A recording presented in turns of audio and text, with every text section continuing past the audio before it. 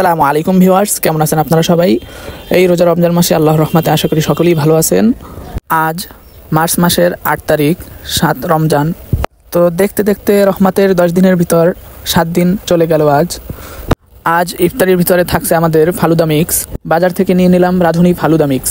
ফার্স্টে যখন রেস্টুরেন্টে খেয়েছি এবং আজ যখন বাসায় খেলাম ফালুদা মিক্স, আমার কাছে মনে হলো ঘরোয়াভাবে যেটা বানানো হয়েছে সেটাই খুব সুস্বাদু এবং টেস্টি। প্রিয় ভাই বোনেরা, আপনাদের কাছে একটা কথা শেয়ার করব। আজ আল্লাহর রহমতে এবং আপনাদের দোয়ায় আজ 8 পারা কোরআন শরীফ পড়া শেষ করলাম। তো কারা কারা কোরআন শরীফ পড়তে পারেন তারা সবাই কমেন্টে জানাবেন। তো আমার জন্য সকলেই দোয়া করবেন। মুসলমানের ভাই, তো সকলের জন্য দোয়া করবেন। যে মানুষটার জন্য কোরআন শরীফ পড়া শিখেছি সে আজ এই দুনিয়াতে নেই, সে হলো আমার বাবা।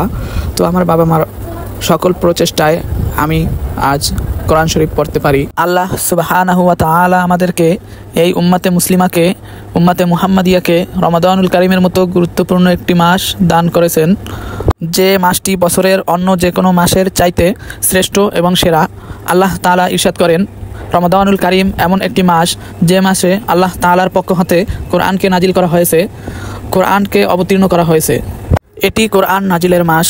আল্লাহ তাআলার কাছে এই মাসটি অত্যন্ত গুরুত্বপূর্ণ এবং পছন্দনীয়। তো আমাদের কি কাজ করতে হবে? বেশি বেশি আল্লাহ তাআলার ইবাদত বন্দেগী করব এবং 5 ওয়াক্ত নামাজ পড়ব, 30টা রোজা রাখব। রোজা আমাদের উপর ফরজ করা হয়েছে। যাদের উপর জাকাত ফরজ তারা জাকাত দিয়ে দেব এবং বেশি বেশি ইবাদত করব। সকলে ভালো থাকবেন, সুস্থ থাকবেন। আসসালামু আলাইকুম।